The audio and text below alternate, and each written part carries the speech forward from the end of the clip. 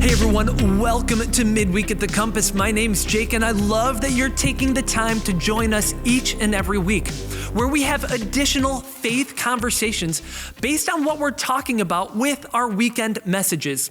Now, this beginning series is a little bit different because we're talking back from our Origins sermon series, which is the sermon series that happened just before where we are now. And we got to talk all things about our history here at the Compass Church. And today I'm excited to have you hear from Eric Fornelli.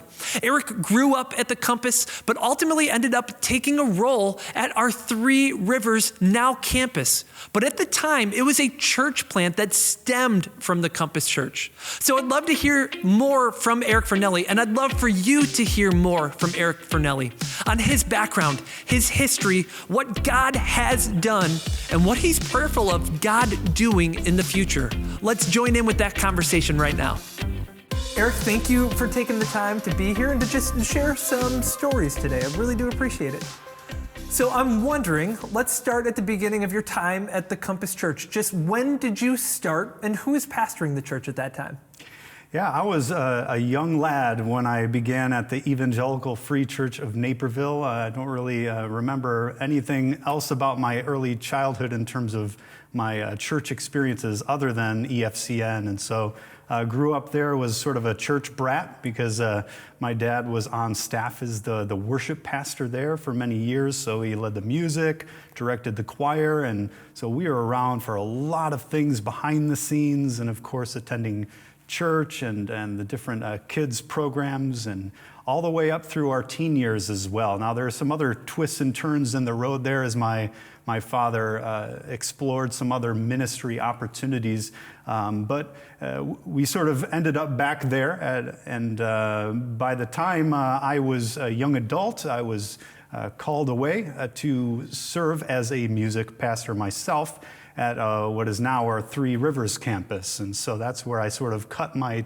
teeth in ministry vocationally, and it was just a wonderful experience being under Pastor Clem, who was the founding pastor of Three Rivers Church.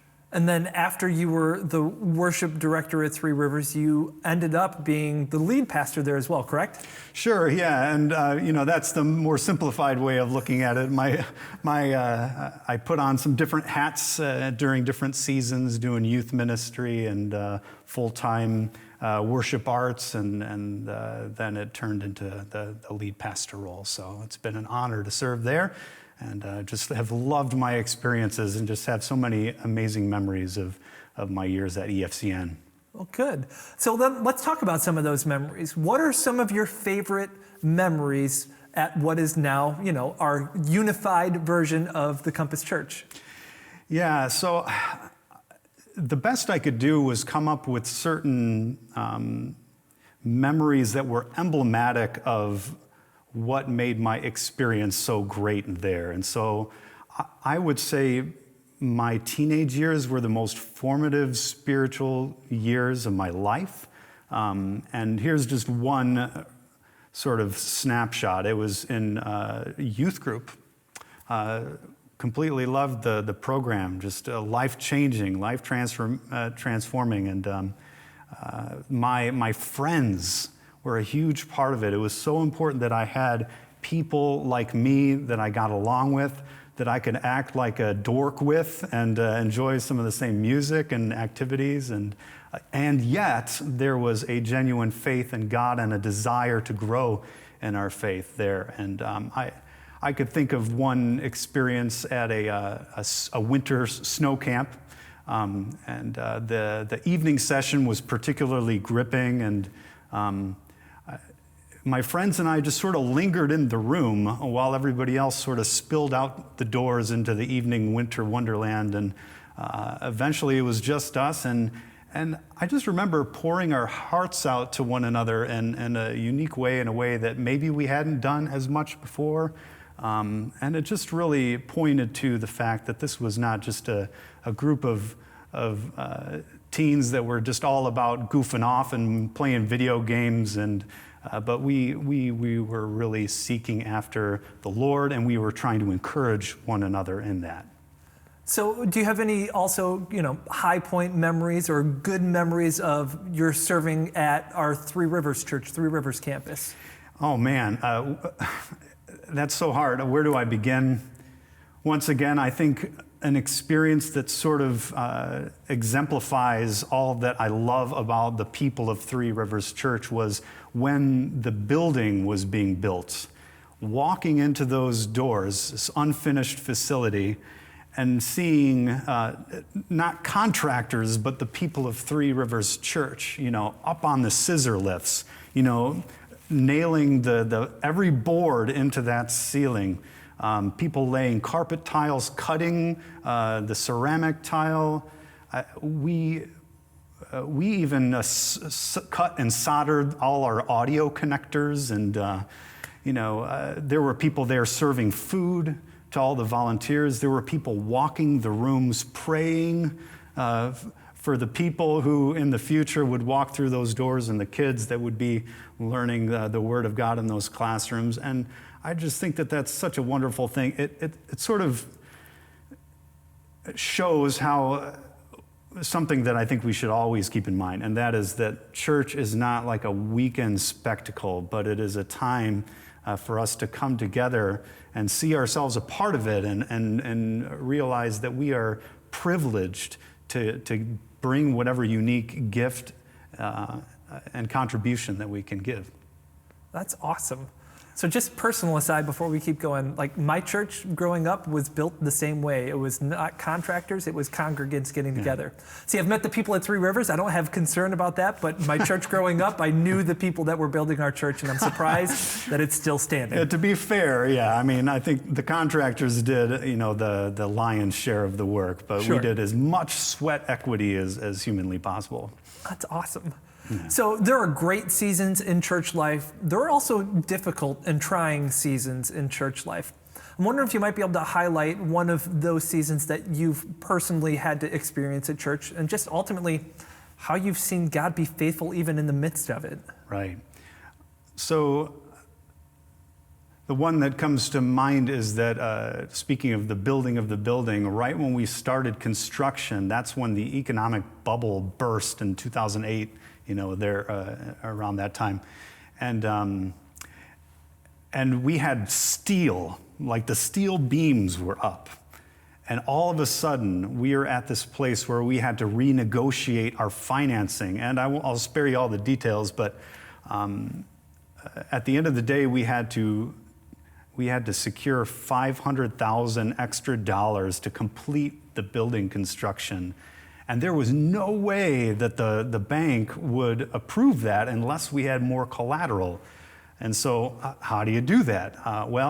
That's when 5 members of Three Rivers Church offered their own houses as collateral so that we could complete the building. It's amazing. And I just think that it's such a great example how God can use adversity, those unexpected things, just to invite us to take big, bold steps of faith. And the people of Three Rivers rose to that challenge. That's fantastic. Sometimes adversity comes because of change, right? I think one of the constants of church is that Jesus is core and central and God is unchanging, but methods and strategies do change. I'm wondering if you could just speak to some of the changes just overall that you've seen at the Compass Church in your duration here. Yeah, absolutely. I mean, the fun ones for me to talk about are the technology changes, because I'm kind of interested in technology. And so even just the way that we communicate has changed just dramatically. I'm also really interested in music, and so some of the developments there are interesting to me. And so I remember being at EFCN, very traditional music. I love traditional music, but I remember when they started introducing contemporary music, and one of the things that stuck out to me was that they brought in an electronic drum set. Whoa, that's What do we do with that? How dare and so, you? I mean, that appealed to, whippersnappers like me, because that was more in line with the kind of music that we listened to. But there was a little bit of a problem, and this is just the funny thing. And I brought a little prop with me because they may have had a drum kit, but the drum mix was, this is, by the way, what they used. The drum mix was so low that this really, you didn't hear a drum sound. This is really what you heard. That's very worshipful. Joyful noise, right? That's right. Oh, boy. The second example I can think of is when I first came to Three Rivers, which was in the year 2000. And I know that sounds pretty recent, but Three Rivers was a little late to the digital projector game. And so we were using still those overhead projectors for song lyrics and for sermon lyrics. And so it's just funny to think that the tech team was doing this. That was their job, and sitting in front of the congregation. So my first serving role in any church was serving on the transparency team, where you would change the song lyrics, and you had to slide it up as the song was moving on. Very important. You know, right. People have to know what they're doing. So people's heads aren't reading like this, and Exactly. Okay. So let's talk about your role on worship and just what that was like. What changes, you talked about you love classical and traditional Christian church music, and you've also enjoyed and served working with kind of a contemporary style. Just what sort of shifts and changes have you seen take place over the years in terms of worship styling? So I'll tell you, back in the EFCN years, one of the things that is incredibly meaningful, and I know it was a struggle for them to transition into more of a contemporary style, but one thing that was very meaningful was that it gave young guitar players that were into grunge music an opportunity to serve in the church and to be involved in ministry. And so by the time they weren't sort of freaked out by guitars, I mean, I was using my electric guitar on a Sunday morning. And I know I wasn't in it for all the right reasons, but over time, being discipled and following the example of other people, the adults in the worship ministries as well, it helped me develop a real heart for worship and why we were doing that. And my goodness, I'm not so sure if I would have been drawn into church ministry were it not for the open arms of a contemporary kind of music program at the EFCN. So I also remember your dad more or less saying that he was part of that whole process of moving towards a contemporary style of worship. Yeah. It's just a fascinating thing that a lot of us can credit our dads in our faith journey. Not everybody, obviously, but you almost explicitly can go back and say, were it not for, you bearing the brunt of this to bring forth change, I might not be where I am today. Right. Yeah, the boldness of people willing to step out in faith and to kind of make things a little bit uncomfortable, as long as it's going in the right direction, it can yield just beautiful things. It's just that time of struggle that's the hardest. And so, I think that it was worth it in the end. So the Compass Church now has 70 years worth of history where we've seen God's faithfulness on display over and over and over again. Mm-hmm. So we've taken some time to look back. I want you to put on your forecasting hat and look forward. If we're to double the amount of time that the Compass Church has been around, what's your hope for the church? Yeah, I'm really hoping that we'll have a campus on Mars, actually. I love it. Yeah. I love it. No, I'm just kidding. As we've talked about all these changes, the reality is there hasn't really been, at the heart of this, much change at all, because we're still all about the Great Commission.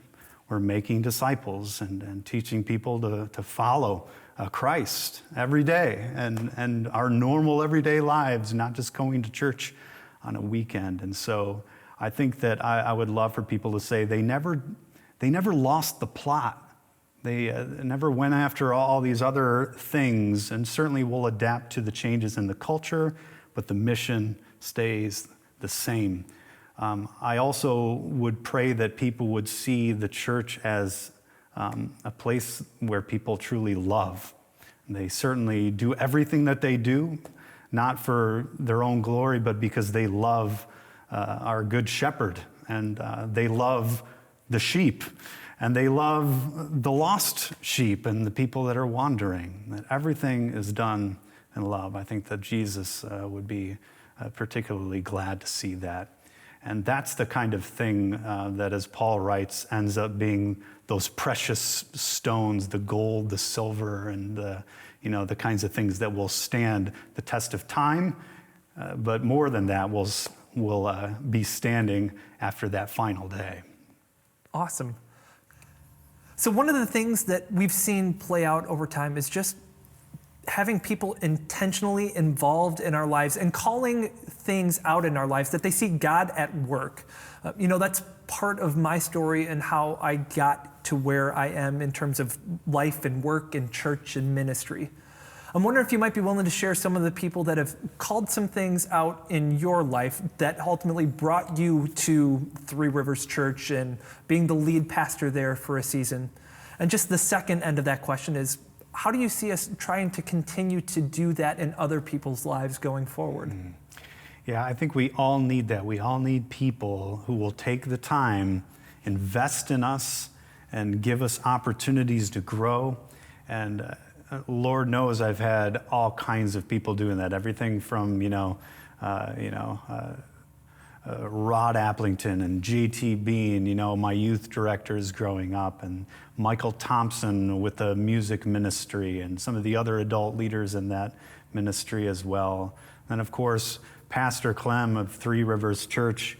I was an 18-year-old kid with hair down to my shoulders, and he was looking for a music guy. I don't know if I would have made that hire if I were in his position, to be perfectly honest. I had a long way to grow. Well, I still do, but they were willing, all these people were willing to invest with me, listen to me, take those long hours of listening to, even especially as a teenager, all the things that sort of were important to me, but they're just those little life things, but then gently pushing me, nudging me to kind of envision something bigger, that the Lord has something for you in his family, in his church. And so what is that? And what are the ways that you can use your gifts and grow? So I'm just so indebted to all those people. So how do we continue to do that for people going forward? The people that we see ministry opportunities for, how can we continue to work with them and give them the time and space to grow? Yeah, it's amazing to think, I'm not that old. I've been doing ministry, I guess, as a job for 20-something years. But over those years, how do you really know who's going to take? You kind of see potential in people, and maybe it doesn't go the way you think. We got to be praying, Lord, who do I need to invest in? What are my 12 disciples, if you will, right? People have made that point a lot of times. Jesus himself really just poured into these 12 guys, and certainly ministered to many others, but he spent a lot of time. And am I willing to then say no to certain other things in my life so that I can invest in the spiritual well-being of other people? That's a big ask for people in our fast-paced society. That's great. I think we all have those moments. For those that are heavily involved in ministry, whether you're vocational or not, when you kind of wonder or are sort of haunted by this question, am I nuts? And looking back at all the people that have laid this foundation of ministry, I think one thing that it does is give you a sense of stability and confidence and making your life about the King and the kingdom. I have to be honest, Eric Fornelli has been one of my favorite people to interact with on staff here over the last several months. And I'm excited for what God's going to continue to do in his life, in his family's life, and in his ministry going forward. You know, we've heard from a couple of different senior pastors, but next week when we're together, I want to have a conversation with one of our former elders. His name's Mike DeSanto, and Mike was pivotal in the launch of what is now our South Naperville campus. And he's also going to let you in a little bit on what his tenure as an elder was like. He served 9 years on our board and has some awesome stories that you are truly not going to want to miss. So join us next time when we have those conversations with Mike here on Midweek at the Compass.